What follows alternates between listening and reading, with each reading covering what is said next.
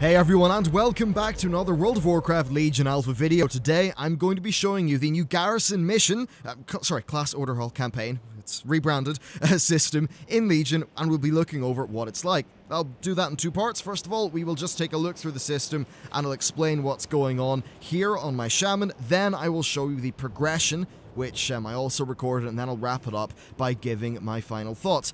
Broadly speaking, this is a slight amalgamation of the Garrison follower system and the shipyard system, albeit a little bit condensed, that is mixed in with some quest content that you do on your actual character. So let's just start off by looking at the scouting map. So here's the scouting map.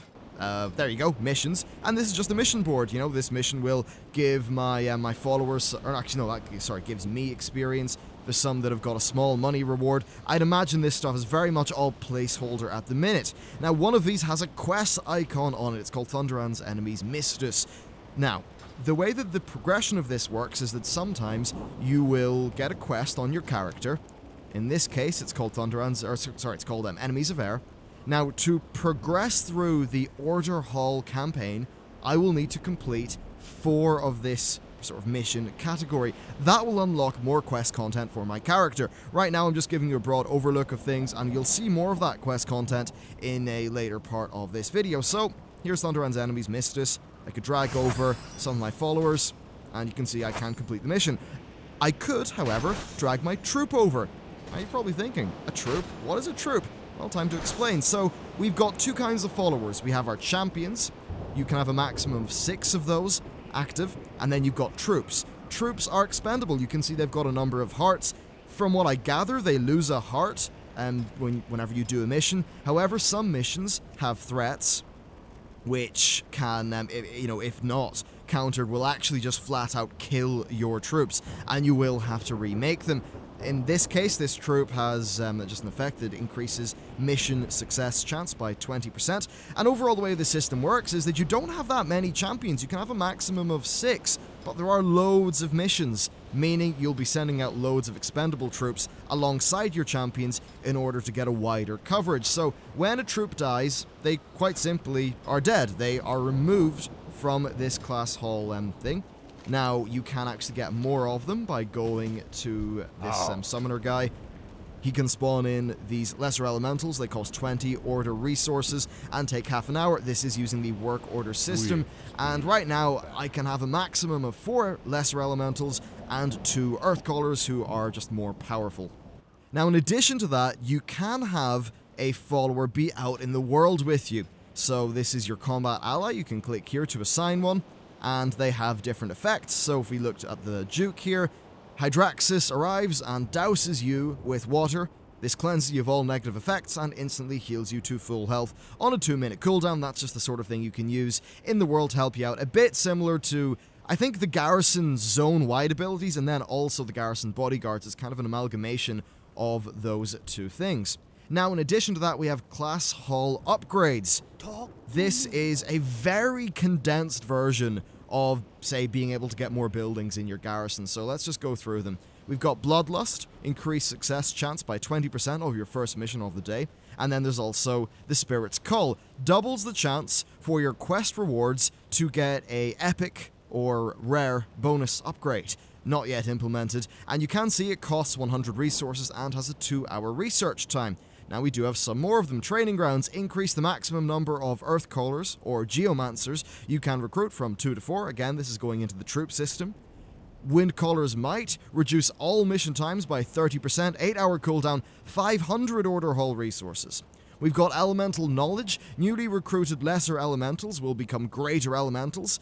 This adds Strength of Earth to their ability repertoire, which increases success chance by 40%. This has a 1-day research time and costs 1,000 Order Hall resources. We then have Whispers of the Earth. Newly recruited Earth Callers can become Geomancers, which gives them Earthquake, which will increase success chance of missions with minions by 50%. I think the idea here is that you can have an Earth Caller and then have one of the sort of minion troops, so one of these elementals, and that's actually a synergy that you can use. So there are going to be various different synergies with your troop types. Elemental Binding, summon a random elemental to your order hall each day to provide you with a blessing. That's probably character buff, 3 days, 2,000 resources. Then there's Reincarnation. Fallen troops have a chance to be revived with 1 vitality, 3 days, 2,000 resources. Rise, you can now summon a squad of ascendants once per day, 7-day research time, 3,000 resources, and you need to be level, say, like 109 to research it. And then there's Spirit Walk. You can place a work order for a Seal of Fate once per day, again, 3,000 resources, 7 days. Now, these are in tiers, so you can choose one or the other to be active at any given time. Are these particularly interesting choices? Personally, I don't think so. And then it ends with Ancestral Legends. Upgrades your Artifact Forge to allow socketing of a 3rd relic slot. Relics go up here, and they basically are what make your artifact weapon what it is. They're what give it power. As an example, this one. This gives my artifact weapon 11 item levels, so quite obviously, having a 3rd one is going to be absolutely key to your character progression. That does mean that progressing through this whole system is going to be mandatory, assuming they keep it like this. Because if you don't have access to a 3rd relic slot on your artifact weapon, you are, well, I mean, you're in a very bad situation in comparison to any given player who actually does have access to that. And I suppose, broadly speaking, that is what this system is. It's the Garrison missions, slightly different. I suppose you can see some of the design language from the shipyard, in that you've got these troops which are expendable. Is this something the players want? Let me know down in the comments. I really don't like this whatsoever. I think it's, again, it's pretty much just Garrison follower stuff thrown into the game again. I don't think there's that much value to it, quite frankly. Now, that's just with these missions. There are some cool bits. This is all tied into right now it just says Death Knight campaign. Obviously it should say Shaman, and that is a series of quests which, every single class has that is to do with their class order hall, and it is an amalgamation of doing content on your character in the world and then doing content with this map. However, you do get places like, say, this, if we go into the artifact here, this Enemy of Air quest, where you do have to use the scouting map and engage with this follower system. So I suppose a lot of players thought that there really wouldn't be much of Garrisons in the class order halls, and certainly when I was doing my early coverage of Legion, that's something Blizzard said. That's something I assumed they were going to stay with, but we pretty much have that system come back in Legion. Now, I'm going to cut from here, and I'll give you an overview of what it was like actually getting up to scratch and getting to where I am right now with this system. That way you'll be able to see the full progression. Alright then, so we're starting this off with me just applying some Quester's Glory to my artifact weapon. As you can see, they're giving the Doomhammer more artifact power. Once I unlock 325 artifact power, I'll get a new trait, and that trait kicks off a quest, which you'll see me sort of hearth off to do now, that just says, hey, put a trait on the Doomhammer. And you do that via this elemental table thingy, which is overlooking the Maelstrom. I think it's a really beautiful looking scene, so that's absolutely a thumbs up. I think the Maelstrom's actually one of the coolest class order halls. Definitely nice to see. With that done, though, we move on to the actual quest content. So we've got this advisor here, and he gives us a quest to speak with Nabundo in the heart of Azeroth. Now, what follows here is a whole bunch of lore.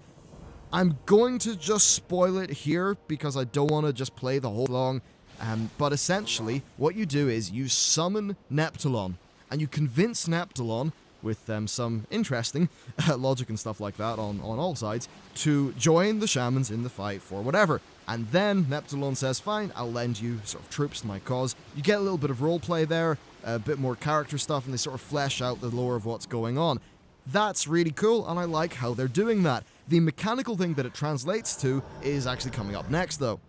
So after all the RP is done, basically Neptulon says, right, I'll help you, and then we get to recruit some followers to our whole system. First of all, there's a quest here which will give us 250 order resources, which is definitely quite handy, but yeah, we need to talk to Duke Hydraxis, who is the emissary of Neptulon that he just sent over. He serves as one of our followers. And then we move over to Stormcaller, who was a NPC in Cataclysm, I believe, and then we get her for our garrison. So then we move back to the mission table, we get our 250 resources, and we need to complete a mission called Spread the Word.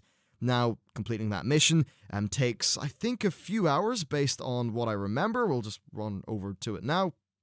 So it opens up to the adventure map, but we then click over here, drag the follower in. Sorry, it's 30 minutes, yeah. And then we wait 30 minutes. That unlocks Summoner Stanatos, or Sanos, whatever. He was the guy who earlier on in this video I was using to summon in the elemental troops. So here's me completing the quest. Unfortunately, some Lua errors pop up, but whatever, we're not going to let that hold us down. We unlock the summoner. Then we complete the quest and get 500 order resources, which is quite lovely. And then we spend those resources at the summoner to get a new troop, essentially using the garrison work order system that we saw, but somewhat repurposed to fit this. So half an hour later, the troop has actually managed to spawn, and you can see that's indicated via the flag that's sitting over there. I click on the flag a few times, and boom! Quest complete, and we've got another garrison follower, which is this lesser elemental. With that done, we then have to go and do the mission Troops in the Field. So it's a level 110 mission apparently, but this will unlock the seer person who we use to upgrade. And then there you can see me putting one of the troops in, which just gives me a 20% mission completion thing. Now you will notice that troop had 2 health. After this mission, that troop will only have 1 health. So there's pretty much a limited shelf life on those guys. Anyway, that's the garrison mission complete. So we'll go and finish the actual quest itself, and this will unlock the seer person at the heart of Azeroth, who, as I showed earlier, will be used to upgrade our garrison. Anyway, with the quest to talk to her done, we've got a mission called Elemental Diplomacy, which we need to complete. This once again is just, another follower mission from the scouting map thing. But then we've got a mission called the Maelstrom Pillar Water. This actually involves us going up and talking to an NPC, and that is where this gets slightly better. So here's the NPC, we'll talk to her, and we get a quest to collect 10 pure water from the Naga and water elementals in the Eye of Ashara dungeon. There you can see the lesser elemental, by the way, has got 1 less health, so I'll just need to rebuild him, thus costing more garrison resources after I've completed this mission. And there is the mission complete, Elemental Diplomacy, so it was fine. We had a 105% success chance. If you get more than 100%, then you actually have a chance of getting a bonus loot bag, which is kind of cool. Anyway, that's that quest complete. With that done, we hop over to the Eye of Ashara instance. Now, I did this on heroic mode and found that the mobs didn't drop anything. Apparently, they only drop stuff on normal mode. And I couldn't find a group, so I just went in and soloed the trash, which was, once I got the hang of it, actually really quite easy to do. You just hex one of them, kill the other, drop a capacitor totem down on the ground, blah blah blah. It was quite simple, and their heal is instant and uses Maelstrom to empower itself, so you can actually use that to your advantage.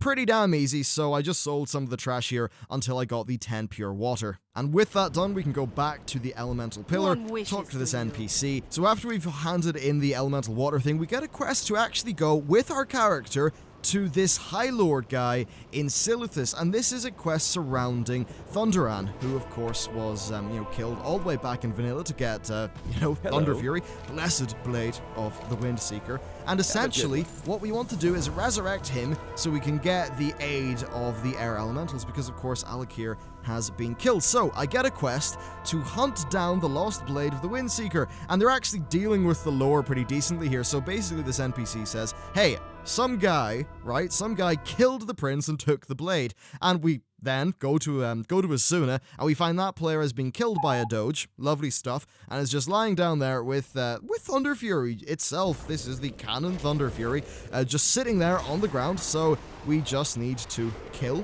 the dog. Actually, it did not have that much health, which somewhat surprised me, because you would have thought somebody. Actually, no, they're using a level 60 weapon. I mean, even though it is a legendary, not going to cut it at level 110. So we get the damaged Thunder Fury, bring it back to the class hall, and then we need to go and talk to this guy Celestos in the Vortex Pinnacle. Yep, we actually get to go to the Vortex Pinnacle, which was actually quite nice. definitely this system is working better when it's sending you into sort of bits of content to do on your actual character. So we talked to Celestos, and he basically says, right, you know, ever since the Alkir died and stuff, all the elementals are angry.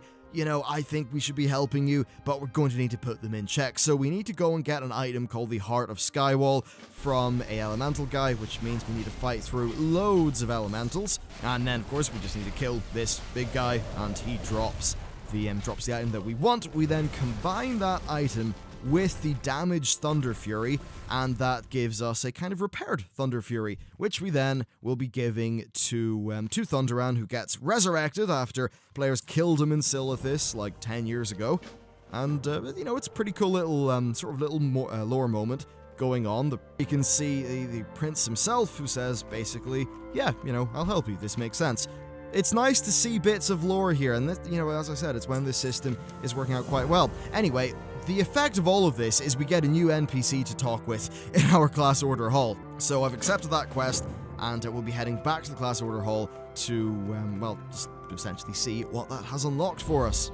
So we hand the quest in, and then we get some new quests, Enemies of Air and Maelstrom Pillar Air. Similar to how we were doing stuff with the Maelstrom Pillar and Water, we need to do it again with Air, and that will involve doing some content on our character. We then need to do 4 of those Thunderan's enemies missions. Off the top of my head, they're like 6 hours each. You probably won't have enough followers to do loads of them concurrently, so that is basically just the time gate. As you can see, at this stage, it hadn't spawned, so I just sent my guys off on just like, you know, on a random quest just to see what would happen. Anyhow, with that done, we need to go and talk to Consular Celestos, who, as it turns out, is joining our Class Order Hall as a follower. And with that, we go to the Elemental Pillar to get our air quests. And basically, we need to get 100 Mistral Essences from Wind Elementals in the Vortex Pinnacle. There's a portal inside the Class Order Hall, and I just needed to kill loads of Elementals. I think the drop rate is balanced for 10, but the number that you need to get is 100, so this took about 2 hours of killing Elementals, which wasn't really that fun. Anyway, I got back to my Class Order Hall, I picked up one of those lesser Elemental work orders that I started at some point that I didn't record. I go back to the scouting map, and I believe that mission that you just saw me, on Dragon's Wings, that gets completed. And with that mission being complete, we are almost exactly where I started off this video. Actually, no, I complete this Thunderan's enemies quest, which spawns, and once that was completed, we pretty much are exactly where I started this video off when I gave my full explanation.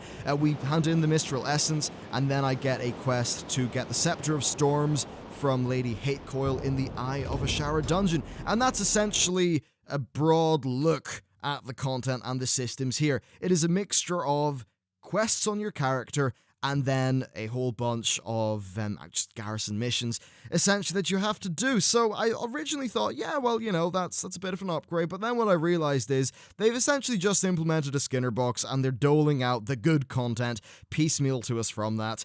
Overall, I'm very disappointed that World of Warcraft Legion appears to be, you know, in effect, doing one of the big mistakes that, that Warlords of Draenor did. Now, we don't know what the rewards from this system are, and those rewards are really going to dictate how much it matters. I very much doubt they're going to be putting raid gear on this, given how that went down in Warlords of Draenor.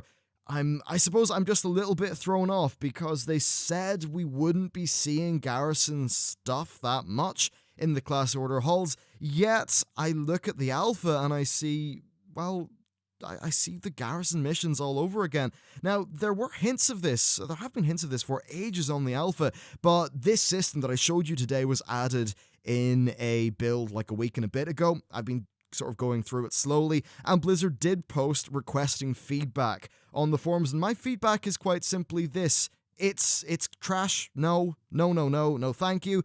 Have good quality content. Don't rely on a system like this to stretch the decent stuff out so much. After Warlords of Draenor, I think people are just going to have a really bad reaction to this. It didn't go down well in Warlords, and as much as maybe they saw good retention statistics from the people who did engage in that system, I think looking at the sub number drops and things like that, it quite clearly did not work on a sort of a more broad scale. I'm a bit worried, honestly, and this sort of threw me off, because a lot of my Legion content and coverage has involved looking at the classes, and I actually do like some of the classes. I think they're playing pretty cool. I enjoy doing the dungeons as well in Legion. From what I hear, raids are, as always, looking pretty solid, and you quite recently on the channel saw me talk about the Mythic dungeon system, which, while it is just a way of using systems, so, a game system to allow for content repetition, I do think that it's an example of that being done well and being used properly. I think this, however, is an example of using a system to just try to squeeze as much as possible out of what may not amount to be that much at all. So my conclusion of this video is basically, yeah, Garrison stuff, you ain't seen the last of it based on what we're seeing right now on the alpha. And even within this system, we see some things which I really don't like the look of. All of those class order hall resources are, that's a resource, a bit like Garrison resources. You'll be going out into the world and, getting loads of them, I suppose, which is nice. But then you see things which I really don't like these troops, which they only seem to be expendable for the sake of making you go out and farm more resources, to get more troops, to farm more missions. It's one of those things, it just seems really kind of retention-y, over-retention-y, I suppose. Yeah, I'm quite worried about this overall. That's most of what I want to say right now. I very much hope that in future builds of the Legion Alpha that they change this and make this a different system. That said, it's currently April. This is coming out, July, August? Technically, September is the latest, because they said it would be out on or before the 21st of September, but the time, the clock is ticking with this, with all of this stuff, and it's at the stage now where I've got to think, anything that comes in the alpha, is there enough time to completely redo it? Who knows? So yeah, that's pretty much it for this video. I'm interested to see what you've got to say on the topic. I'll likely do a video that is very much a discussion on systems design, retention mechanics, and how sometimes systems design in place of just making content can actually really hurt a game. But that's it for me. Thank you very much for watching this video, and I will see you next time.